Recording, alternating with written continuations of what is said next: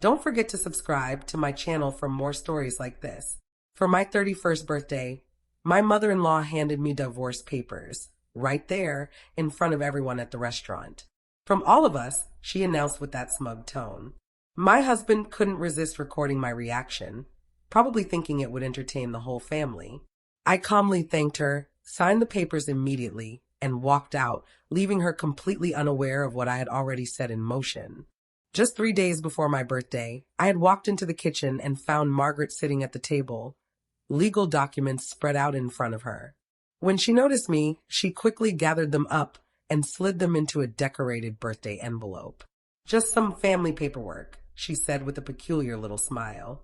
I assumed it was probably something harmless, maybe insurance forms or property documents that David needed to sign. The envelope looked festive, cheerful even, completely innocent. That morning, I had gotten up early to make coffee before my shift at Romano's restaurant. The house was quiet, and I expected to find the kitchen empty.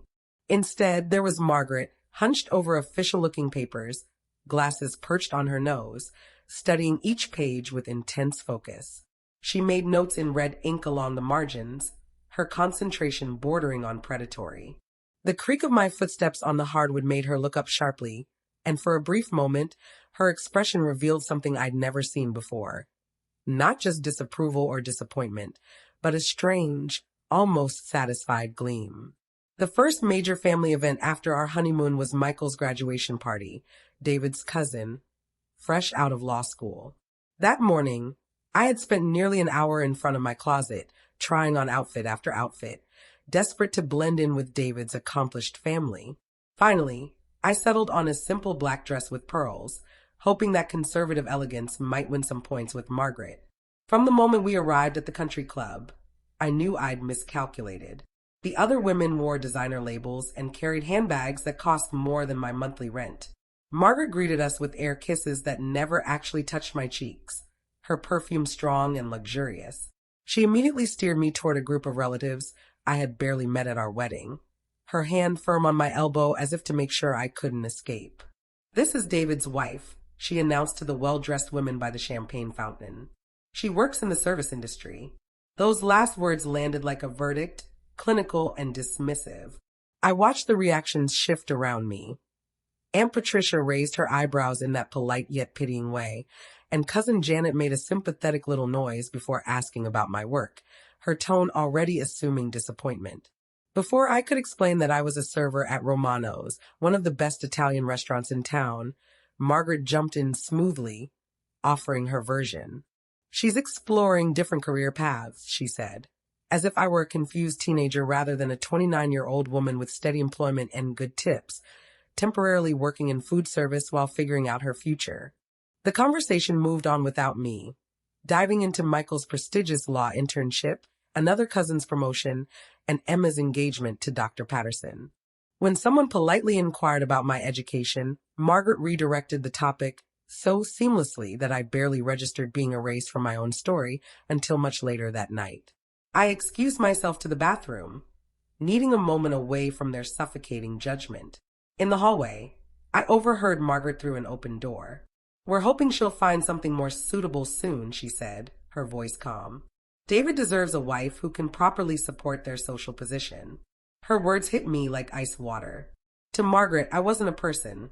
I was a problem that needed fixing. 3 months later, Thanksgiving dinner followed the same painful pattern. Margaret had invited a house full of successful professionals I barely knew, all familiar with each other's accomplishments. As we went around the table sharing what we were thankful for, she highlighted everyone's achievements, completely skipping over me as if I weren't sitting there at all. "I'm thankful for Emma's engagement to Dr. Patterson," she said warmly, "and for David's growing accounting practice. It's wonderful watching young people thrive professionally." When it was finally my turn, I kept it neutral and safe.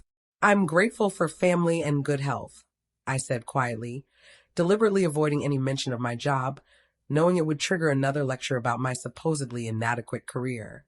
After dinner, Patricia cornered me in the kitchen under the guise of helping with the dishes. "You know, dear, Margaret just wants what's best for David," she said as she scrubbed a serving platter. "Have you thought about going back to school?" There are so many opportunities for women who are willing to invest in themselves. Her tone carried the weight of family consensus, leaving no doubt that behind my back, they'd all agreed I wasn't enough and had decided what needed to be done about it. The morning after I overheard Margaret's devastating phone call, praying for David to leave me, I woke up with a feeling I hadn't experienced in months, a mix of pure determination and simmering anger. If she wanted me to transform into some polished, professional woman, I would prove I could do it on my own without her help or approval.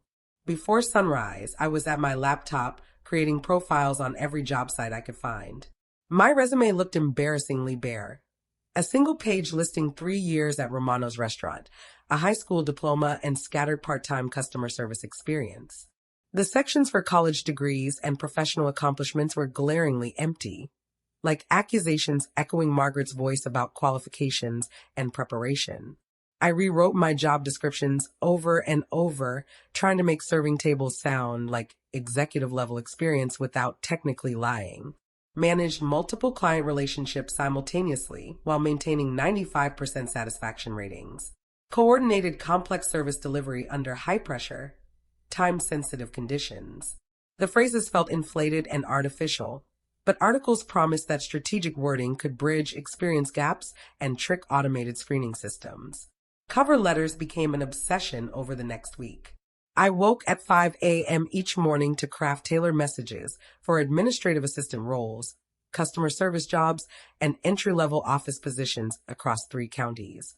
Each letter took more than an hour, carefully explaining how my restaurant experience had prepared me for professional challenges, highlighting reliability and communication skills, and expressing genuine eagerness to prove myself. The first rejection arrived within 3 hours of submitting my application to a dental office receptionist position. Thank you for your interest, but we're seeking candidates with medical office experience. The second came from an insurance company before I'd even finished my morning coffee. We require applicants with college-level education for this role. By the end of that grueling week, my inbox overflowed with polite refusals, each saying the same thing in slightly different words. I wasn't qualified, and no clever resume could change that fact. One evening, David found me crying over my laptop after a particularly brutal day. Maybe you're aiming too high, too fast, he suggested, rubbing my shoulders in a way that felt more obligatory than comforting. There's nothing wrong with starting smaller and working your way up gradually. His words mirrored his mother's constant message. Lower your expectations, don't raise your qualifications. Something inside me cracked. The interview at Henderson Insurance Company was my first real lesson in professional humiliation. From the moment I stepped into the glass and marble lobby, I felt out of place. Women in sharp suits clicked across the polished floors in expensive heels, leather briefcases in hand, speaking confidently into wireless headsets about quarterly projections and client portfolios. I was underdressed, despite wearing my best outfit and rehearsing answers for 2 straight days. Mrs. Henderson, the hiring manager, glanced at my resume for maybe 30 seconds before setting it aside, like yesterday's newspaper. Your background is limited for this position, she said, showing no effort to hide her disappointment. We typically hire candidates with insurance experience or business degrees. What made you think you'd be qualified for account management? My carefully prepared answers about transferable skills and eagerness to learn fell flat in the sterile conference room. She even checked her watch mid-answer, making it painfully obvious that both our time was wasted. Perhaps you should consider positions more aligned with your current skills, she suggested, ending the interview 15 minutes early. Desperate to gain the credentials Margaret insisted I needed, I enrolled in my local community college's evening business program. Introduction to Business, Basic Accounting, Professional Communication. My schedule was packed alongside restaurant shifts. Tuition came from money I'd been saving for new furniture, but Margaret's voice reminded me that education was more important than comfort. My first night in class was humbling. The other students were mostly working professionals seeking advancement or career changes, speaking confidently about corporate experience, while I quietly took notes, hoping no one asked about my background. Over the next 6 months, I applied to 47 positions across 4 counties. Rejections became routine, but each one still stung. Some employers were polite, others brutally honest about my inadequacies, but the result was always the same. I wasn't good enough for the professional world that David's family inhabited so easily. One Monday afternoon, I sat at the kitchen table surrounded by the evidence of another failed week. 47 rejections, Margaret's latest dismissive comment about community college, and David's growing frustration over mounting expenses. I questioned everything I'd been fighting for over the past year. The laundry basket beside me held clothes representing my shrinking world. Work uniforms smelling of garlic and tomato sauce, interview outfits that had delivered only disappointment, and casual wear for home between desperate attempts to escape my situation. My phone buzzed with an unknown number as I folded David's work shirts, the domestic task feeling like surrender to Margaret's vision of my limited future. I usually ignored unfamiliar numbers, assuming telemarketers, but something made me swipe to answer that day.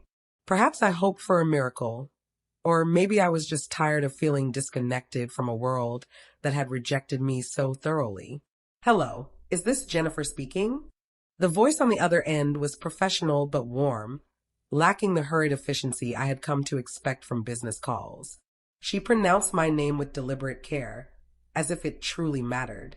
This is Jessica Martinez from the Human Resources Department at Grand Plaza Hotel. I hope I'm not catching you at a bad time. My heart skipped entirely when recognition hit me. Grand Plaza Hotel. I remembered sending that application on a particularly bleak evening last February, 6 months earlier, when rejection emails had accumulated faster than I could handle. That application had been one of dozens I'd tossed into the abyss of online job boards, with almost no hope of a reply. We received your application for the guest services coordinator role. Jessica continued after a brief pause when I didn't respond immediately. I wanted to check if you're still interested in exploring opportunities with our team. Her words felt surreal after half a year of silence from every employer I had contacted. Someone was actually calling me about a job, treating my application as meaningful rather than discarding it into the folder of rejection or ignoring it entirely. I set down the shirt I had been folding, my hands trembling slightly as I reached for a pen and the notepad by the phone. Yes, absolutely, I said, striving to keep my voice steady and professional. I'm very eager to learn more about the position and your team. Her laugh was warm and genuine, a stark contrast to the polite dismissals I had become used to from hiring managers over the past year. Wonderful, she said, her tone encouraging. I must say, your restaurant experience really stood out during our review process. We've noticed that candidates with your background often thrive in hospitality because they understand customer service from real-world experience, not just from textbooks or corporate training programs. Her words felt revolutionary after a year of having to justify my waitressing history. Jessica explained that Grand Plaza Hotel prided itself on exceptional guest experiences, valuing employees who understood service excellence through hands-on experience rather than theory. My years at Romano's weren't a liability to explain. They were proof of my qualifications and potential in ways Margaret could never have imagined. We offer thorough training programs to support career growth, Jessica continued, including a management track for employees who demonstrate leadership potential. Our benefits package covers health insurance, dental care, retirement planning with employer contributions, and support for professional development courses. The benefits she described surpassed anything I'd ever dared to hope for someone with my background. The salary range is $42,000 to $48,000 per year, depending on experience and performance during training, she added. My current income at Romano's barely hit $30,000, even with tips and extra shifts. There's one more feature that may interest you, Jessica said, her voice lighting up. The role includes housing in our employee residence, fully furnished, utilities included, just 5 minutes from the hotel. I had to sit down. Free housing meant freedom from David's family's constant judgment and financial pressure. 3 hours away from Margaret's critical gaze felt like independence I hadn't dared to imagine. Thursday evening arrived, golden light spilling through Romano's windows as I entered with my family trailing behind. The familiar bell chimed overhead, and the warm scent of garlic bread and marinara greeted me like a long-lost friend. Mr. Romano spotted us immediately, his weathered face breaking into the heartfelt smile I'd treasured during hard months. Jennifer, he called, hurrying over. "This must be the birthday celebration you mentioned." I felt proud introducing my family, hoping Margaret would finally recognize the respect I had earned in this place. Mr. Romano shook hands warmly with everyone as Margaret surveyed the modest dining room with barely concealed disapproval. The red vinyl booths and handwritten specials board clearly didn't meet her standards, but her presence alone felt like progress. We settled into the corner booth, Margaret examining the laminated menu, as if it might soil her manicured fingers. David checked his phone under the table, his nervous excitement evident, while Emma scrolled, exchanging meaningful glances with her mother. Throughout dinner, Margaret asked questions about my community college classes, her interest perfunctory, nodding as I answered while clearly preoccupied with other thoughts. "You've been working so hard to better yourself," she said, waiting for the main courses. "It's admirable how determined you've been despite all the challenges." The birthday cake arrived, carefully placed in front of me by Sandra as the restaurant sang in unison. Regular customers joined, their voices full of genuine warmth, making my heart swell. "Make a wish," David said, positioning his phone to capture the moment. I closed my eyes and silently hoped for courage to share my job offer gracefully, aiming to bridge the gap between Margaret's expectations and my reality. Margaret's applause was sharp and hollow as she theatrically reached into her designer purse. "We have a special gift for you," she announced loudly. A decorated envelope emerged, held high for all to see. Emma raised her phone to record. David adjusted his camera. Their coordination was perfect, rehearsed. "Open it," Margaret urged, her eyes bright. I mistook her gesture for grandmotherly joy. The envelope felt heavy as I tore it open. Inside were official documents. At the top, in bold letters, petition for dissolution of marriage. Divorce papers, delivered on my birthday, in front of coworkers. The restaurant buzzed around us, but our booth felt isolated in tension. I didn't cry, I signed calmly. Margaret's satisfied expression faltered as I folded the papers. "Thank you," I said, standing. "This is the most generous gift you could have given me." I reached into my purse and retrieved my own envelope. "I have some news as well. 3 days ago, I was offered a position as guest services coordinator at Grand Plaza Hotel. The salary is $45,000 annually, with full benefits and housing included. The role starts in 2 weeks, in another city, a fresh start with people who value real restaurant experience." The restaurant erupted. Mr. Romano's voice boomed congratulations. Maria appeared in the kitchen window, beaming. Tony clapped enthusiastically. Regular customers stood, applauding. Mrs. Patterson raised her glass in a toast. Margaret's face shifted through confusion, disbelief, and something resembling fear. "You knew about this job when you signed those papers?" David asked, voice strained, finally realizing I had outmaneuvered them completely. "I received the offer 3 days ago and confirmed. The same day you all began acting mysteriously excited about my birthday." Their recording had captured their own failure, not my humiliation. I left Romano's that night with only my purse and dignity, walking away from people who had revealed their true nature to an entire room of witnesses.